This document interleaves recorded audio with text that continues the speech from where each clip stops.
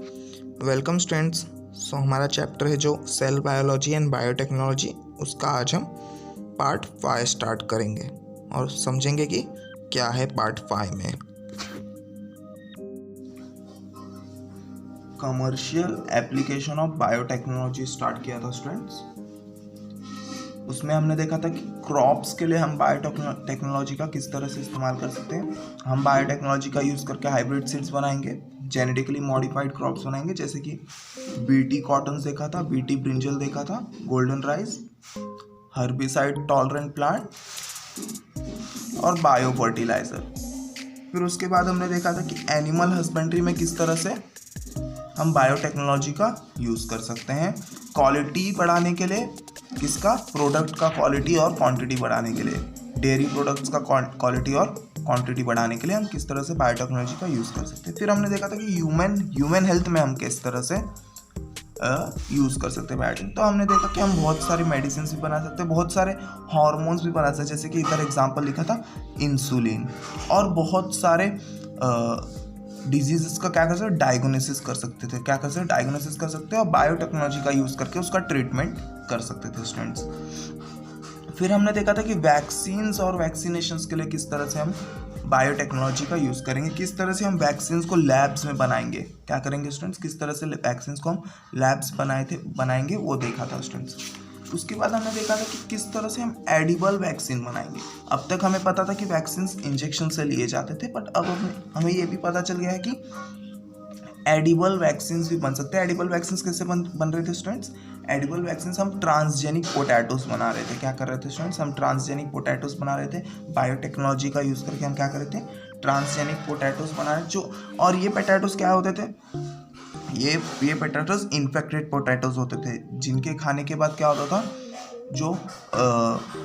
जो क्या है, कमज़ोर वायरसेस, कमज़ोर बैक्टीरिया वो हमारे बॉडी में एज अ क्या करते थे, वैक्सीन एक्ट करते थे, और हमारी बॉडी उनके खिलाफ क्या करती थी, इम्यूनिटी रेडी कर लेती थी, ताकि वो अगर बाद में हमारे ऊपर सच में अटैक करते हैं, कोई भी वायरस, कोई भी बैक्टीरिया बाद में हमारे ऊपर सच में अटैक करता है, तो क्या होगा स्टूडेंट्स, उनका इम्यूनिटी हमारे पास पहले से होगा, क्या होगा, उनका इम्यूनिटी हमारे पास पहले से होगा।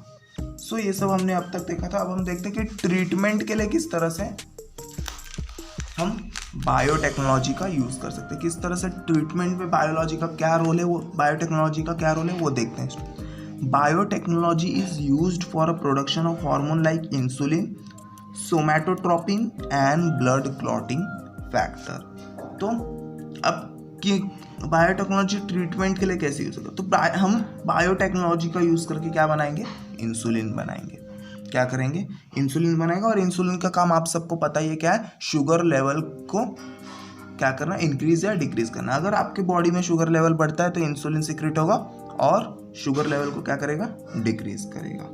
सोमैटोट्रोपिन, अब सोमैटोट्रोपिन क्या है, एक ऐसा हार्मोन है जो आपके ग्रोथ को स्टिमुलेट करता है, क्या करता है, आपके ग्रोथ को स्टिमुलेट करता है। तो अगर आपका ग्रोथ नहीं होता, आपकी बॉडी की ग्रोथ नहीं होती है, तो हम क्या करेंगे, सोमैटोट्रोपिन का यूज़ करेंगे, क्या करेंगे, सोमैटोट्रोपिन। तो ये हार्मोन भी हम क्या कर रहे हैं, बायोटेक्नोलॉजी के हेल्प से बना पा रहे हैं, क्या कर रहे हैं, बायोटेक्नोलॉजी के हेल्प से। ब्लड क्लॉटिंग फैक्टर्स, क्या है स्टूडेंट्स, ब्लड क्लॉटिंग फैक्टर्स। तो अब ब्लड क्लॉटिंग फैक्टर क्या है स्टूडेंट्स, ब्लड क्लॉटिंग फैक्टर ऐसा फैक्टर होता है हमारे बॉडी में स्टूडेंट्स जो कि ब्लड क्लॉट करने में हेल्प करता है, क्या करता है स्टूडेंट्स, ब्लड क्लॉट करने में हेल्प करता है। तो ये फैक्टर भी हम क्या कर रहे हैं, हम बना ले रहे हैं, किससे बना ले रहे हैं स्टूडेंट्स, बायोटेक्नोलॉजी का यूज़ करके। तो इस तरह से हम ट्रीटमेंट में यूज़ कर सकते हैं, क्या कर सकते हैं, ट्रीटमेंट में यूज़ कर सकते हैं बायोटेक्नोलॉजी। अब हम देखते हैं इंटरफेरॉन्स क्या है। पहले इंटरफेरॉन्स का मतलब समझते हैं क्या होता है स्टूडेंट्स। सो सिंपल मीनिंग में मैं आपको बताने वाला इंटरफेरॉन्स होते क्या हैं। ये हमारे बॉडी के 2 सेल्स हैं स्टूडेंट्स, हमारे बॉडी के ये 2 सेल्स हैं, इनका न्यूक्लियस, ठीक है, ये हमारे बॉडी के 2 सेल्स हैं।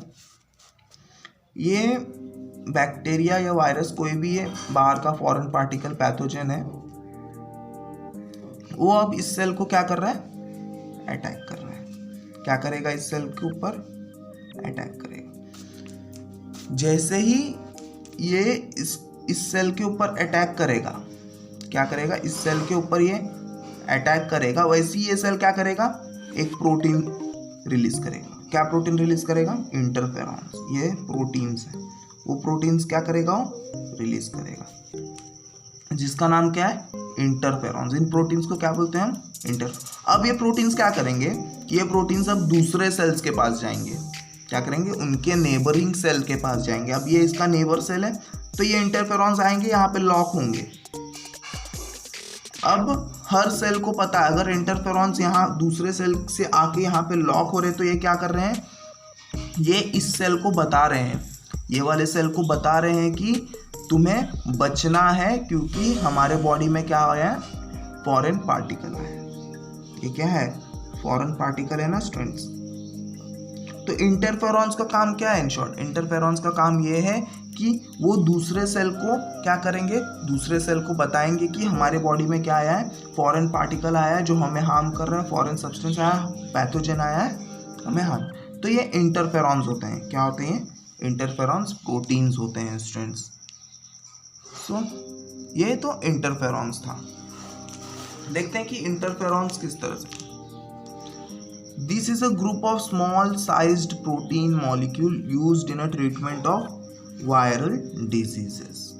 सो ये क्या है, interferons group of small size, छोटे छोटे प्रोटीन्स मॉलिक्यूल है, किस लिए यूज होते हैं, वायरल डिजीज के लिए यूज होते हैं। मैंने आपको पहले बोला कोई भी वायरस अगर हमारे किसी भी सेल पे अटैक करता है तो क्या होगा, जो इन्फेक्टेड सेल होगा, जो क्या होगा, जो इन्फेक्टेड सेल होगा वो क्या करेगा, इंटरफेरॉन्स रिलीज करेगा। क्या करेगा, इंटरफेरॉन्स रिलीज करेगा। और इंटरफेरॉन्स क्या करेंगे, दूसरे नेबरिंग सेल्स को जाके बताएंगे कि अब आपको बचना है, क्योंकि हमारे ऊपर क्या किया, वायरस ने अटैक किया है।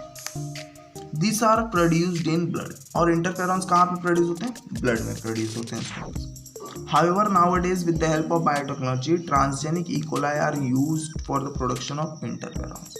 तो हमने अब बायोटेक्नोलॉजी का यूज करके क्या किया है, हमने बायोटेक्नोलॉजी का यूज करके बैक्टीरियाज में इंटरफेरॉन्स रेडी किए हैं। क्या किए, हमने बैक्टीरियाज में इंटरफेरॉन्स को बनाना स्टार्ट कर दिया, और फिर हम उन इंटरफेरॉन्स को बाहर निकालते हैं और हमारे बॉडी में इंजेक्ट कर देते हैं स्टूडेंट्स। सो अगर हमारे पास इंटरफेरॉन्स की कमी है तो वो भी पूरी हो सकती है बायोटेक्नोलॉजी के हेल्प से स्टूडेंट्स। क्या करके, बायोटेक्नोलॉजी के हेल्प से। अब देखते हैं जीन थेरेपी क्या है। याद रखना स्टूडेंट्स, अभी भी हम ह्यूमन हेल्थ के बारे में पढ़ रहे हैं, देख रहे हैं कि ह्यूमन हेल्थ में किस तरह से हम बायोटेक्नोलॉजी का यूज कर सकते हैं। तो देखते हैं कि जीन थेरेपी क्या है, समझते हैं जीन थेरेपी क्या है। Gene therapy to treat genetic disorder in somatic cell has become possible due to biotechnology.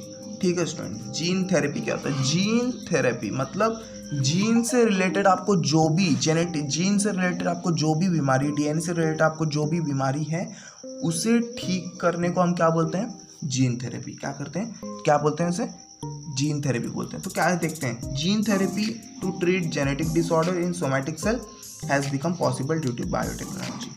तो सोमैटिक सेल में जेनेटिक डिसऑर्डर ठीक करना क्या हो गया स्टूडेंट्स, पॉसिबल हो गया। जो भी जीन आपके सोमैटिक सेल्स में खराब है, जो भी डीएनए आपके सोमैटिक सेल्स में खराब है, जिनकी वजह से आपको कोई डिजीज हो रहा है, कोई डिसऑर्डर हो रहा है, तो उसे भी हम क्या कर सकते हैं, बायोटेक्नोलॉजी के हेल्प से ठीक कर सकते हैं। अब समझते हैं कि सोमैटिक सेल क्या होता है। सोमैटिक सेल होता क्या, तो ह्यूमन बॉडी में स्टूडेंट्स दो टाइप के सेल होते हैं, सोमैटिक सेल्स होते हैं और जर्म सेल होते हैं। सोमैटिक सेल मतलब होते हैं बॉडी सेल। क्या स्टूडेंट्स होते हैं, बॉडी सेल। सोमा मतलब होता है बॉडी। क्या होता है स्टूडेंट, सोमा मतलब होता है बॉडी। तो सोमैटिक सेल्स मतलब होते हैं बॉडी सेल। जर्म सेल मतलब होते हैं आपके जैसे कि स्पर्म हो गया, ओवम हो गया, ये आपके क्या है, जर्म सेल्स हैं स्टूडेंट्स। क्या है आपके, ये जर्म सेल है। तो जो जीन थेरेपी हो क्या स्टूडेंट्स, सोमैटिक सेल में जितनी भी आप सोमैटिक सेल से रिलेटेड, सोमैटिक सेल्स के जीन से रिलेटेड जितनी भी डिसऑर्डर्स हैं, जितनी भी डिजीजेस हैं, वो क्या कर सकते हैं, हम ट्रीटमेंट कर सकते हैं उसका। क्या कर सकते हैं, उसका ट्रीटमेंट हम कर सकते हैं। एग्जाम्पल दिया है यहाँ पे, फिनाइल केटोनूरिया। क्या दिया है स्टूडेंट्स, फिनाइल केटोनूरिया। अब फिनाइल केटोनूरिया एक ऐसा डिजीज है स्टूडेंट्स जो क्या करता है, अमाइनो एसिड का प्रोडक्शन बढ़ा देता है। क्या कर सकता है, अमाइनो एसिड का प्रोडक्शन बॉडी में बढ़ा देता है स्टूडेंट्स। सो ज़्यादा अमाइनो एसिड्स भी बॉडी में नहीं होने चाहिए, नहीं तो वो डिसऑर्डर। तो फिनाइल केटोनूरिया क्या है, एक जेनेटिक डिजीज है। क्या है, जेनेटिक डिजीज है। ये कैसे होता है students, arises due to genetic change in hepatocytes. Hepatocytes मतलब होता है लीवर सेल्स। क्या होता है स्टूडेंट्स, लीवर सेल्स। तो ये लीवर सेल्स में अगर कोई जेनेटिक प्रॉब्लम होता है तो क्या होता है स्टूडेंट्स, अमाइनो एसिड्स का जो प्रोडक्शन होता है वो इंक्रीज हो जाता है बॉडी में और हमें फिनाइलोकेटोनूरिया ये डिजीज डिसऑर्डर हो जाता है। तो इसे भी हम कैसे ठीक कर सकते हैं, बायोटेक्नोलॉजी के हेल्प से हम क्या कर रहे हैं, इसे भी हम ठीक कर पा रहे हैं। It has become possible to treat it with gene therapy. तो मैंने क्या बोला आपको, जीन थेरेपी का इस्तेमाल करके, जीन थेरेपी का यूज़ करके, बायोटेक्नोलॉजी का यूज़ करके हम क्या कर रहे हैं, इसे ठीक कर पा रहे हैं। This method is called as somatic cell gene therapy. तो इस मेथड को हम क्या बोलते हैं, somatic cell gene therapy. Somatic cell gene therapy क्यों, क्योंकि सोमैटिक सेल्स में वो जीन का प्रॉब्लम है, उस डीएनए का प्रॉब्लम है और उसे ही हम ठीक कर रहे हैं। तो क्या बोलेंगे हम उन्हें, somatic cell gene therapy. All the cells except sperm and ova in the body are called somatic cell. तो मैंने आपको पहले ही बोला था कि हमारे बॉडी में 2 टाइप के सेल होते हैं, सोमैटिक सेल्स होते हैं और जर्म सेल्स होते हैं, जिनमें से स्पर्म और जो ओवम है वो क्या होते हैं, वो जर्म सेल्स में आते हैं। और जितने भी सेल्स हमारे बॉडी में वो किस में आएंगे, सोमैटिक सेल्स में आएंगे। अब हम देखते हैं क्लोनिंग।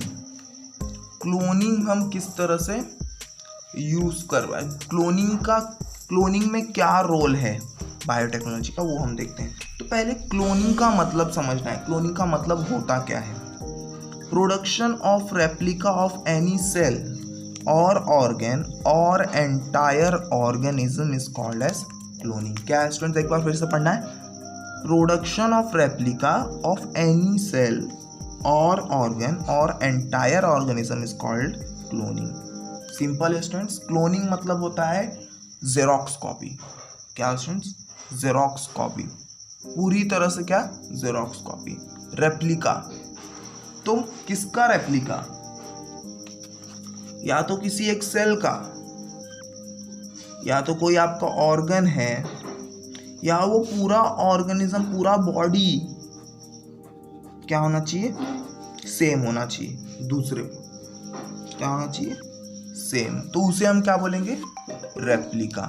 क्या बोलेंगे, रेप्लिका बोलेंगे। और उस प्रोसेस को हम बोलेंगे क्लोनिंग। क्या बोलेंगे, क्लोनिंग बोलेंगे। तो क्लोनिंग भी 2 टाइप के होते हैं स्टूडेंट्स। क्या होते हैं, 2 टाइप के होते हैं, रिप्रोडक्टिव क्लोनिंग और दूसरा है थेरेप्यूटिक क्लोनिंग। तो दोनों हम एक एक करके समझते हैं क्या है। तो पहले देखते हैं रिप्रोडक्टिव क्लोनिंग क्या है। रिप्रोडक्टिव क्लोनिंग क्या है, A clone can be produced by the fusion of nucleus of somatic cell with enucleated ovum of any body. Thus, there is no need of sperm to produce a new organism. So, समझना है students क्या लिखा है यहाँ पे, fusion of nucleus of somatic cell. ठीक है, simple ही समझना है स्टूडेंट्स क्या है यहाँ पे। अभी ये सोमैटिक सेल है किसी ऑर्गेनिज्म का, समझो ऑर्गेनिज्म का नाम ए है, ये इसका सोमैटिक सेल है, ये न्यूक्लियस है। अब इस न्यूक्लियस का फ्यूजन हम क्या करेंगे, इस न्यूक्लियस का फ्यूजन हम करेंगे ओवम से। क्या करेंगे, ओवम से हम क्या करेंगे, इस न्यूक्लियस का फ्यूजन करेंगे। ये सोमैटिक सेल के न्यूक्लियस का फ्यूजन करेंगे इसके ही ओवम से। सो क्या होगा स्टूडेंट्स, सो ऐसे ही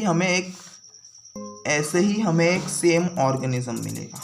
क्या होगा स्टूडेंट्स, ऐसे ही हमें एक सेम ऑर्गेनिज्म मिलेगा। क्या कर रहे हैं स्टूडेंट्स, हम सोमैटिक सेल का न्यूक्लियस उसके ही ओवम से क्या करेंगे, हम फ्यूज करेंगे। तो हमें सेम ऐसे ही जीन वाला एक क्या मिलेगा, ऐसे ही जीन वाला ऑर्गेनिज्म मिलेगा। क्या क्या मिलेगा, ऐसे ही जीन वाला ऑर्गेनिज्म मिलेगा। तो इससे ही हम क्या बोलते हैं, रिप्रोडक्टिव क्लोनिंग। क्या बोलते हैं स्टूडेंट्स, रिप्रोडक्टिव क्लोनिंग। हाँ, जरूरी नहीं है कि ओवम ए से ही लिया जाए, ओवम हम बी से भी ले सकते हैं, किसी बी ऑर्गेनिज्म से भी ले सकते हैं, बट ओवम में क्या होना चाहिए, न्यूक्लियस नहीं होना चाहिए। क्या होना चाहिए, न्यूक्लियस नहीं होना चाहिए। सो स्टूडेंट्स हमें क्या मिलेगा, अगर हमने ए का सोमैटिक सेल लिया है, ए का सोमैटिक सेल का न्यूक्लियस लिया है और दूसरे बी के ओवम से मिलाया है और बी के ओवम के पास न्यूक्लियस नहीं है, ओवम क्या है स्टूडेंट्स, ओवम जर्म सेल है बी का। क्या है स्टूडेंट्स, ओवम एक जर्म सेल है बी का, और ए का क्या है, सोमैटिक सेल है। सोमैटिक सेल का न्यूक्लियस हम क्या करेंगे, ई न्यूक्लिएटेड ओवम। ई न्यूक्लिएटेड ओवम मतलब विदाउट न्यूक्लियस। क्या स्टूडेंट्स, विदाउट न्यूक्लियस के ओवम से हम फ्यूज करेंगे तो हमें क्या मिलेगा, ए मिलेगा। क्या मिलेगा, हमें ए ऑर्गेनिज्म मिलेगा। ए ऑर्गेनिज्म में जितने भी कैरेक्टर होंगे वो सब कैरेक्टर्स इनमें ही होंगे, सेम टू सेम एकदम डिट्टो जेरोक्स होगा स्टूडेंट्स। ए क्या होगा, सेम टू सेम एकदम जेरोक्स होने वाला ए का। एक बार फिर से समझ लेते हैं स्टूडेंट्स क्या क्या है। ए ऑर्गेनिज्म है एक और एक बी ऑर्गेनिज्म है। अब मैं क्या कर रहा हूँ, ए ऑर्गेनिज्म का सोमैटिक सेल ले रहा हूँ, बॉडी सेल ले रहा हूँ और उसका न्यूक्लियस मैंने निकाल लिया है। बी ऑर्गेनिज्म का मैं ओवम ले रहा हूँ और ओवम के पास न्यूक्लियस नहीं है। ओवम क्या है, जर्म सेल है और ये क्या है, सोमैटिक सेल है। सोमैटिक सेल का जो न्यूक्लियस है वो मैं क्या कर रहा हूँ, इस ओवम के साथ क्या कर रहा हूँ, मैं फ्यूज कर रहा हूँ। याद रखना, ओवम के पास न्यूक्लियस नहीं है, मतलब बी का कोई कैरेक्टर ओवम के पास नहीं होने वाला, क्योंकि न्यूक्लियस में ही हमारे जेनेटिक इंफॉर्मेशन होते हैं, हमारा डीएनए न्यूक्लियस में ही होता है। तो हमने क्या किया, उसका न्यूक्लियस ही निकाल लिया है।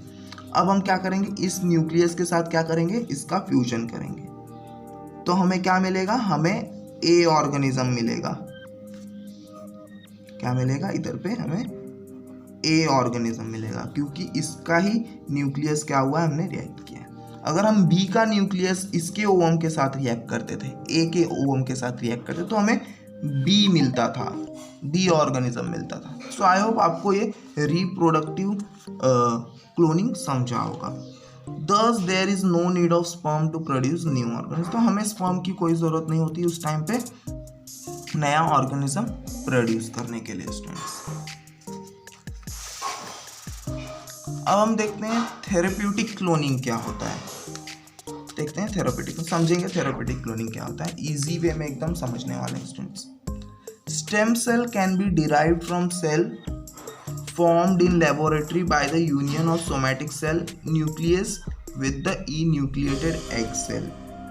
Various diseases can be treated with the help of this stem cells. तो एक बार फिर से आपको समझना है क्या लिखा है स्टूडेंट्स, और अच्छे से सुनना है। Stem cells can be derived from cell formed in laboratory by the union of somatic cell nucleus with the enucleated egg cell. Various diseases can be treated with the help of the stem cells.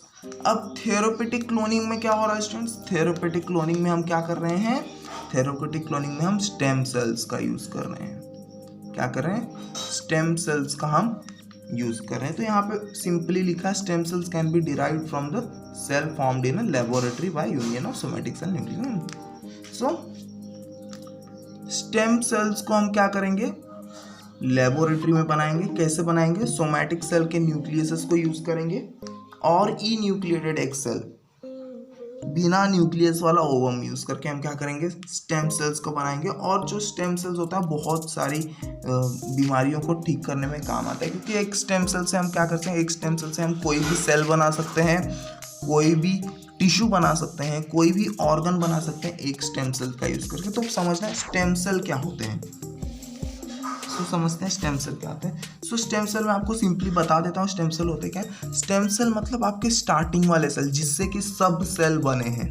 Stem cell एक ऐसा cell होता है student जो एकदम starting में होता है, क्या होता है, एकदम स्टार्टिंग में सेल्स होता है और उसी से क्या होता है, उसी से सभी सेल बनते हैं। कोई जो भी सेल आपके बॉडी में है उसी सेल से बनते हैं, स्टेम सेल से ही वो बनते हैं स्टूडेंट्स। आगे देखते हैं। Similarly to cells, genes can also be cloned and millions of copy of same genes can be produced. तो अब हम सेल्स तो प्रोड्यूस कर पा रहे हैं, स्टेम सेल्स का यूज करके हम क्या कर रहे हैं, सोमैटिक सेल्स बना रहे हैं, ई न्यूक्लिएटेड एग सेल बना रहे हैं। सिमिलरली हम क्या कर सकते हैं, हम जीन्स भी बना सकते हैं, क्या कर सकते हैं, एक डीएनए भी बना सकते हैं हम, और सेम डीएनए हम मिलियंस ऑफ डीएनए सेम बना सकते हैं, सेम जीन हम बना सकते हैं, कॉपी टू कॉपी, एकदम जेरोक्स कॉपी उस डीएनए का डीएनए बनाएंगे हम। क्या करेंगे, डीएनए से डीएनए बनाएंगे।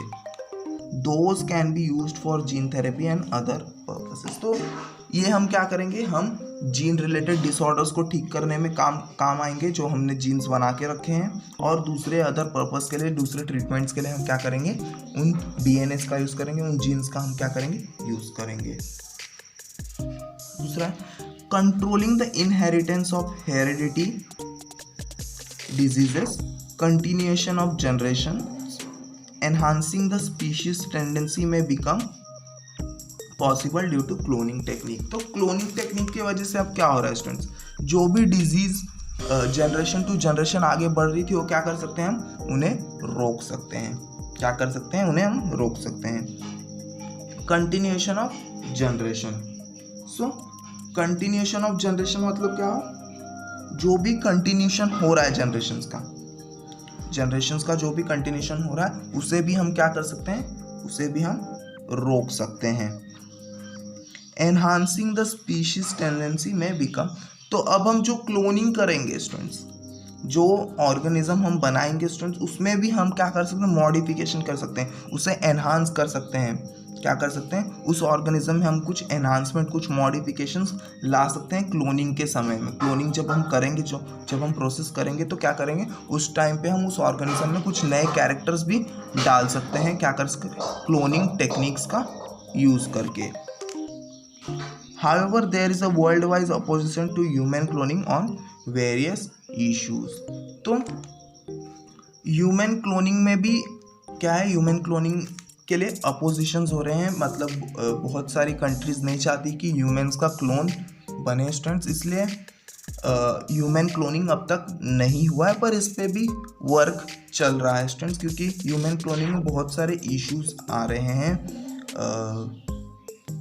बहुत सारे इश्यूज, मतलब वर्ल्ड इशू, पॉलिटिकल इश्यूज, ये सब बहुत सारे इश्यूज हैं ह्यूमन क्लोनिंग में, तो इसलिए ह्यूमन क्लोनिंग को नहीं किया जा रहा है। फिर भी इसके ऊपर स्टडी हो रही है, इसके ऊपर वर्क हो रहा है स्टूडेंट्स, पर ह्यूमन क्लोन भी होगा। अब हमने देखा है स्टूडेंट्स कि क्रॉप्स में बायोटेक्नोलॉजी का क्या यूज़ है, एनिमल हस्बेंड्री में क्या यूज़ है, और हमने देख लिया कि ह्यूमन हेल्थ में कितना बड़ा रोल है हमारे बायोटेक्नोलॉजी का। सो यहाँ पे एक और चीज़ लिखा है students, Indian institute of science has developed a transgenic variety of tobacco. If cattle feed upon leaves of this plant, they do not contract a viral disease, rinderpest। So, यहाँ पे प्राउड वाली बात ये है कि जो इंडियन इंस्टीट्यूट ऑफ साइंस है, मतलब इंडियन इंस्टीट्यूट ऑफ साइंस ने क्या किया स्टूडेंट्स, एक टोबैको बनाया, टोबैको का एक लीव, मतलब टोबैको का एक प्लांट बनाया है, ट्रांसजेनिक टोबैको बोलेंगे उसे, बायोटेक्नोलॉजी का हेल्प यूज़ करके, जिसे अगर हम कैटल्स को खिलाते हैं, कैटल्स मतलब जो भी आपके बफेलोज, जो भी काउज, जो भी आपके गोट्स हो गए, उन्हें हम खिलाते हैं तो क्या होगा, उन्हें एक वायरल डिजीज़ जिसका नाम रिंडरपेस्ट है वो नहीं होगा। क्या होगा, रिंडरपेस्ट एक वायरल डिजीज़ है जो उन कैटल्स को नहीं होता है। तो रिंडरपेस्ट में क्या होता है स्टूडेंट्स, जो रिंडरपेस्ट आप एक टाइप से समझ लिए कैटल्स का प्लेग, जैसे ह्यूमंस का प्लेग होता है उस तरह से कैटल्स का भी एक प्लेग होता है जिसे हम बोल सकते हैं रिंडरपेस्ट। उसमें क्या होता है स्टूडेंट्स, उनके जो सांस लेने वाले जो ऑर्गन्स है वो क्या होते हैं, सूज जाते हैं, इन्फ्लामेट हो जाते हैं, और उनके माउथ्स में छाले हो जाते हैं, डायरिया हो जाता है, और उससे क्या हो जाता था, उन कैटल्स का डेथ हो जाता था। तो एक वायरल डिजीज है रिंडरपेस्ट, उससे बचाया जा सकता है कैटल्स को, क्या करके, ये ट्रांसजेनिक टोबैको खा के। और प्राउड वाली बात ये है कि इसे इंडियन इंस्टीट्यूट ऑफ साइंस ने बनाया है स्टूडेंट्स। यहाँ पे एक और चीज़ देखना है स्टूडेंट्स, यहाँ पे कुछ प्रोटीन्स हमने बनाए हैं जो कि हमारे बॉडी में भी बनते हैं, पर हमारी बॉडी किसी रीज़न से अगर उन्हें नहीं बना पाती तो हमें बायोटेक्नोलॉजी का यूज़ करके उन प्रोटीन्स को बना के बॉडी में डालने पड़ते। तो कौन कौन से प्रोटीन्स बनाए और उससे कौन कौन सी डिजीज़ हम ठीक कर पा रहे हैं वो यहाँ पे लिखा हुआ है स्टूडेंट्स। सो 6 टाइप के प्रोटीन्स बना चुके हैं स्टूडेंट्स हमने बायोटेक्नोलॉजी का यूज़ करके। तो पहला हमने बनाया था इंसुलिन। इंसुलिन किसके लिए ट्रीटमेंट के लिए यूज़ होता है? डायबिटीज़ के लिए यूज़ होता है। दूसरा है सोमैटोस्टेटिन। सोमैटोस्टेटिन भी एक टाइप का प्रोटीन है जो ड्वार्फिज्म के लिए एक बीमारी है, डिजीज़ है, उसके लिए यूज़ होता है। एरिथ्रोपोइटिन। एरिथ्रोपोइटिन भी एक टाइप का प्रोटीन है जिसे हम यूज़ करते हैं एनीमिया के लिए। एनीमिया भी एक टाइप का डिजीज़ है स्टूडेंट जिसमें कि ब्लड लॉस होना स्टार्ट हो जाता है। क्या हो जाता है? ब्लड की कमी होने स्टार्ट हो जाती है एनीमिया में।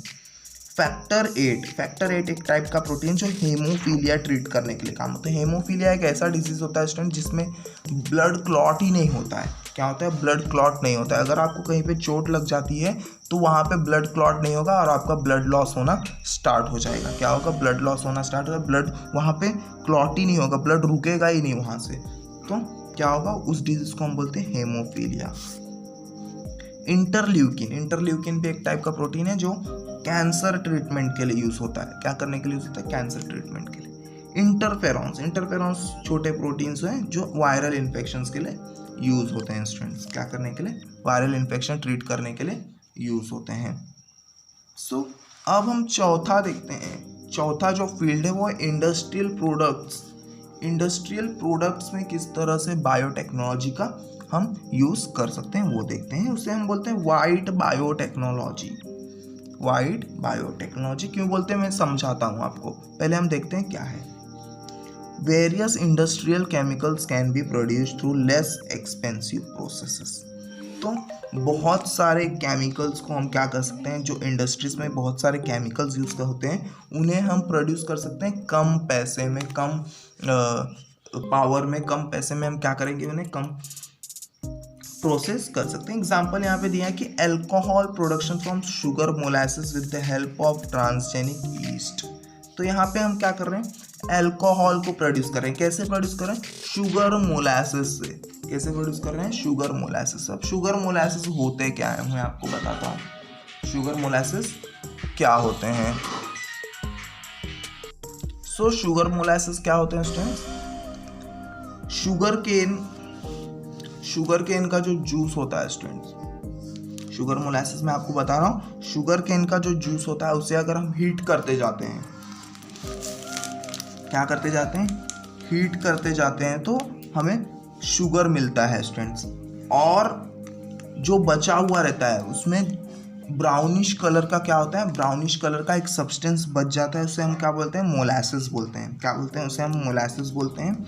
और अगर उस मोलासेस को हम फर्मेंट करते हैं, क्या यूज़ करके फर्मेंट करेंगे students? Transgenic east. Transgenic east मतलब हमने एक ईस्ट बनाया है।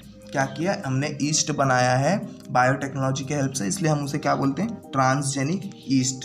तो उसके हेल्प से हम उसे फर्मेंट करेंगे और हमें क्या मिलेगा? अल्कोहल मिलेगा। क्या मिलेगा स्टूडेंट्स? अल्कोहल मिलेगा। वाइट बायोटेक्नोलॉजी यूज़ क्यों बोले हमने? क्योंकि इसमें ना कोई पॉल्यूशन हो रहा है स्टूडेंट्स। ये एकदम क्या है?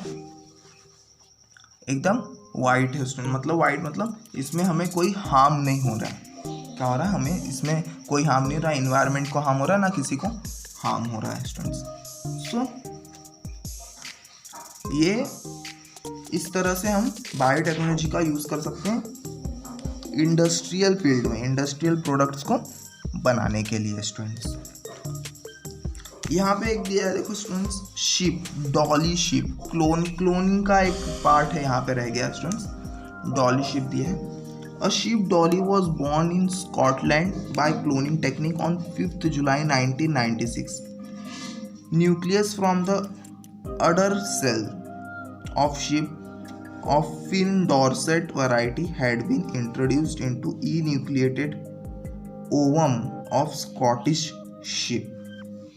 So students, डॉली एक शिप का नाम है जो कि स्कॉटलैंड में क्लोनिंग टेक्निक से बनाया गया।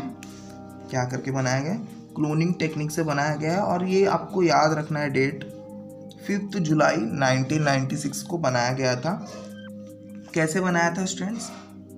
Nucleus of udder cell, udder cell मतलब मिल्क सेल, क्या स्टूडेंट्स? Milk cells. तो हमने न्यूक्लियस लिया था अडर सेल का, मिल्क सेल क्या है? एक सोमैटिक सेल है। कौन से शिप का स्टूडेंट्स? फिन डॉर्सेट शिप का हमने क्या लिया था?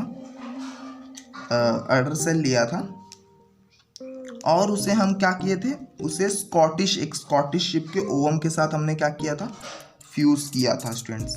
अब देखियो स्टूडेंट्स, हमने क्या किया? फिन डॉर्सेट एक वैरायटी शिप का हमने क्या लिया? सोमैटिक सेल लिया, उसे एक स्कॉटिश शिप के ओवम के साथ हमने क्या कर दिया? फ्यूज कर दिया। Then the ovum was allowed to develop in the uterus of Scottish sheep and thereby the Dolly had been born. और उस ओवम को हमने क्या कर दिया? उस ओवम को हमने उस स्कॉटिश शिप के यूट्रस में क्या कर दिया? यूट्रस में रख के उसे डेवलप होने दिया। क्या किया स्टूडेंट्स? उस स्कॉटिश शिप के गर्भ में हमने क्या किया? उस ओवम को हमने डेवलप होने दिया, और हमें एक नया शिप मिला जिसका नाम था डॉली शिप, और it was showing the character as per the chromosome in the nucleus and any character of the Scottish sheep was not visible. So simple, मैंने आपको बताया था, अगर इस ओवम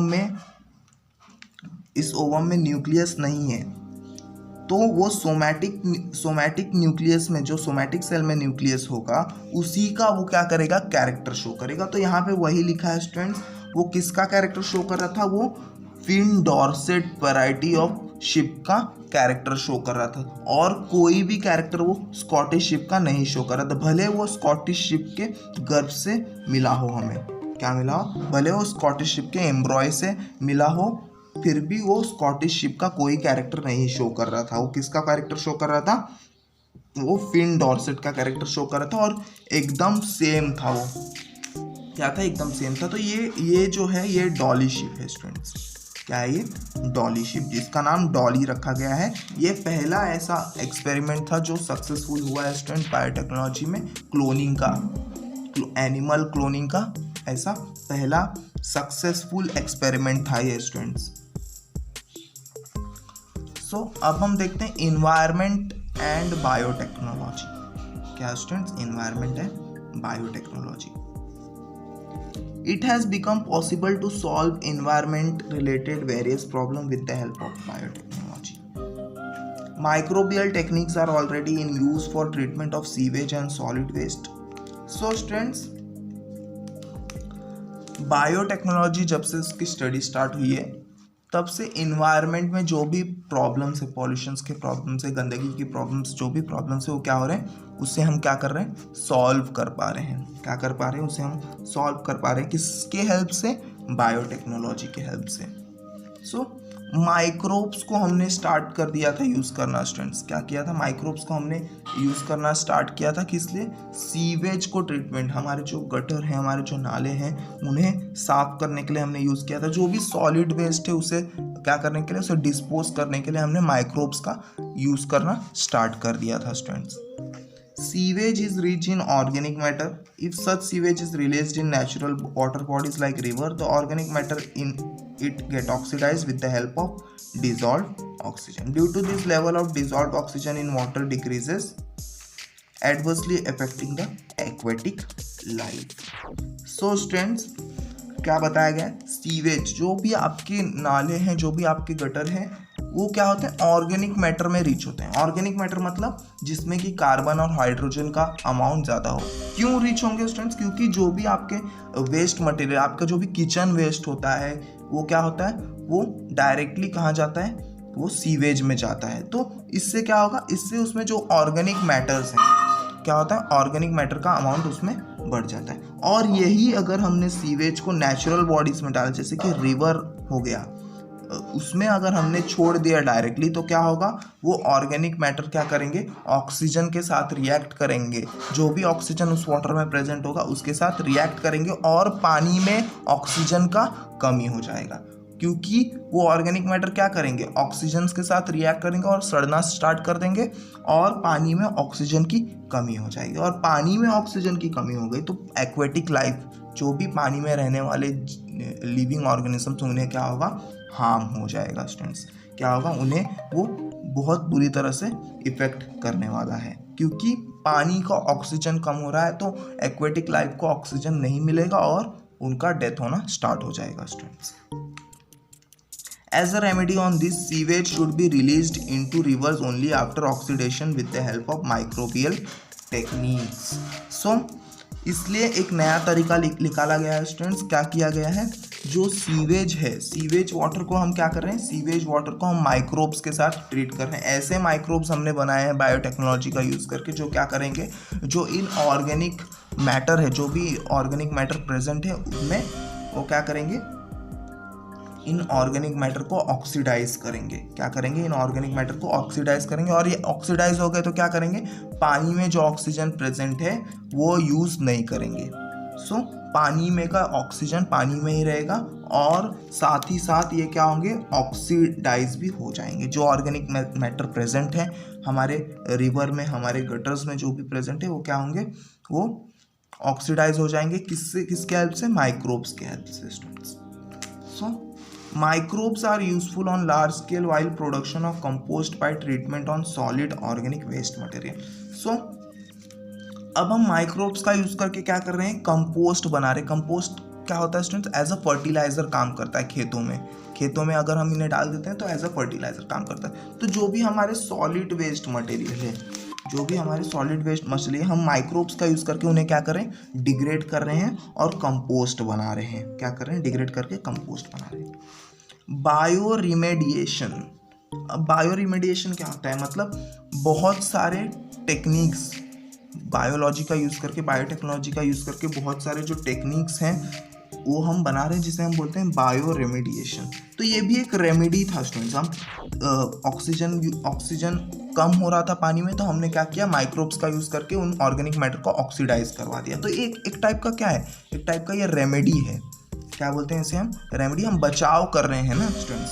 सो इस बायोटेक्नोलॉजी का यूज़ करके इस तरह के जितने भी तरीके हमने बनाया उसे हम क्या बोलेंगे, बायो रेमेडिएशन।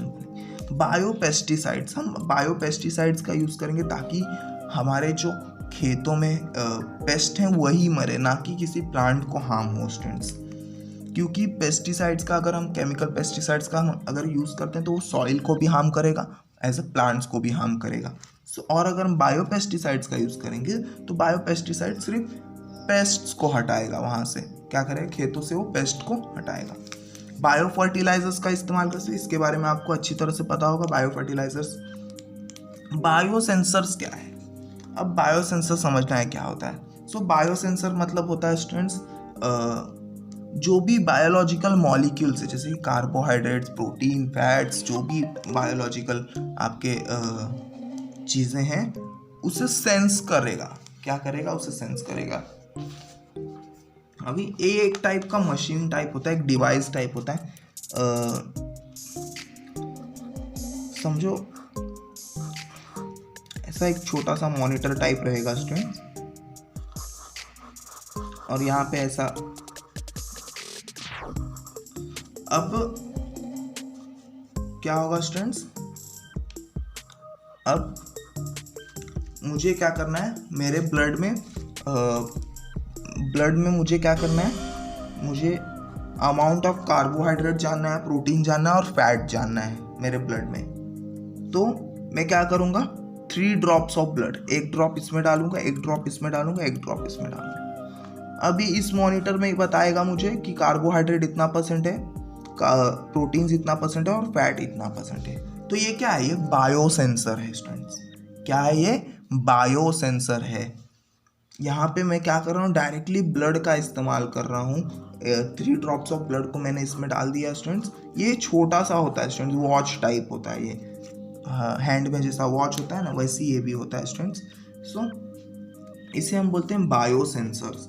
क्या बोलते हैं इसे, बायो सेंसर्स बोलते हैं। तो ये भी हमने बायोटेक्नोलॉजी के हेल्प से बनाया है स्टूडेंट्स।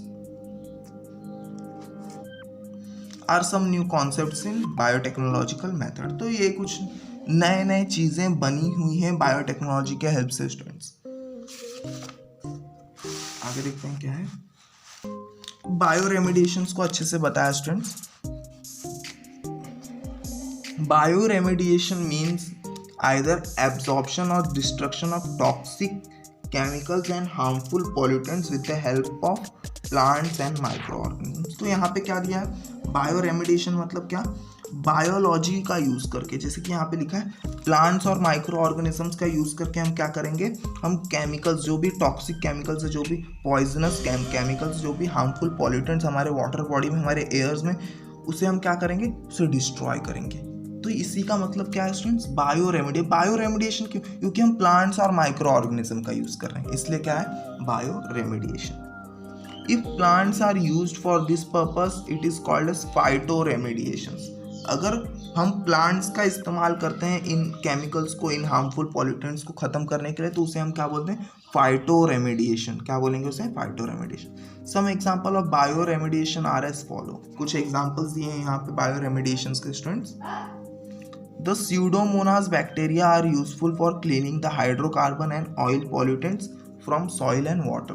तो स्यूडोमोनास बैक्टीरिया का यूज़ कर सकते हैं, किस लिए यूज़ करेंगे स्टूडेंट्स, हम पॉल्यूशंस हटाने के लिए। कहाँ से, सॉइल और वाटर से पॉल्यूशन हटाने। कौन से पॉल्यूशन, हाइड्रोकार्बन रिलेटेड जो भी मॉलिक्यूल होंगे वाटर में। जो ऑयल भी क्या है, ऑयल भी एक हाइड्रोकार्बन है स्टूडेंट्स, जिसमें कि हाइड्रोजन और कार्बन प्रेजेंट होता है। तो उस तरह के मॉलिक्यूल्स को हटाने के लिए हम क्या करेंगे, स्यूडोमोनास बैक्टीरिया का यूज करेंगे।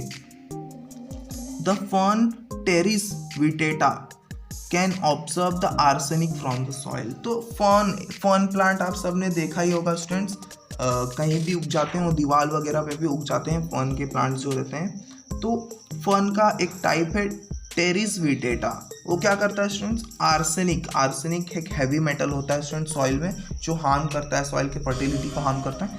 तो वो क्या करता है, ये जो फर्न है वो क्या करता है, इस आर्सेनिक को क्या करता है, वो एब्जॉर्ब करता है सॉइल से। तो इस तरह से भी हम यूज़ कर सकते हैं फर्न को। Genetically modified variety of Indian mustard can absorb selenium from soil. Selenium भी एक हैवी मेटल है स्टूडेंट्स, जो इंडियन मस्टर्ड है, राई का या सरसों का प्लांट जो है, इंडियन वैरायटी, वो क्या कर रहा है स्टूडेंट्स, इस सेलेनियम को सॉइल से क्या करेगा, एब्जॉर्ब करेगा। और ये क्या है, जेनेटिकली मॉडिफाइड वैरायटी, मतलब इनमें हमने ऐसा कैरेक्टर डाला है कि वो सेलेनियम को क्या कर सकते हैं, सेलेनियम को एब्जॉर्ब कर सके। Sunflower can absorb uranium and arsenic. So sunflowers जो होंगे उसे हम यूज कर सकते हैं यूरेनियम और आर्सेनिक को एब्जॉर्ब करने के लिए, कहाँ से, सॉइल में से। The bacterium deinococcus radiodurans is highly radiation resistant organism. It has been genetically modified and used to absorb the radiations from radioactive debris. अब समझ लो स्टूडेंट्स क्या है, किसी ज़मीन में बहुत सारा रेडियो एक्टिव डेब्रिस, मतलब बहुत सारा रेडियो एक्टिव कचरा है स्टूडेंट्स, जिसमें कि बहुत सारे रेडियो एक्टिव मॉलिक्यूल्स, एलिमेंट्स होंगे। तो वहाँ पे हम क्या करेंगे, वहाँ पे हम डायनोकोकस रेडियोड्यूरेंस का यूज़ करेंगे। और ये ऐसे बैक्टीरिया है ना स्टूडेंट्स, ये क्या कर सकते हैं, ये रेडियो जो रेडिएशन है उसे क्या करेंगे, एब्जॉर्ब करेंगे। जो रेडिएशन है उसे क्या करते हैं, ये जो बैक्टीरिया है उसे क्या करते हैं, वो एब्जॉर्ब कर देते हैं स्टूडेंट्स। सो इस तरह से हम इस बैक्टीरिया का यूज़ कर सकते हैं रेडिएशन से बचने के लिए। ग्रासेस लाइक अल्फाल्फा, clover and rye are used in phytoremediation. और कुछ प्लांट्स को भी हम यूज़ कर रहे हैं स्टूडेंट्स, जैसे कि ग्रासेस हो गए, अल्फाल्फा, क्लोवर और राई, ये सब कुछ ग्रासेस के टाइप हैं स्टूडेंट्स।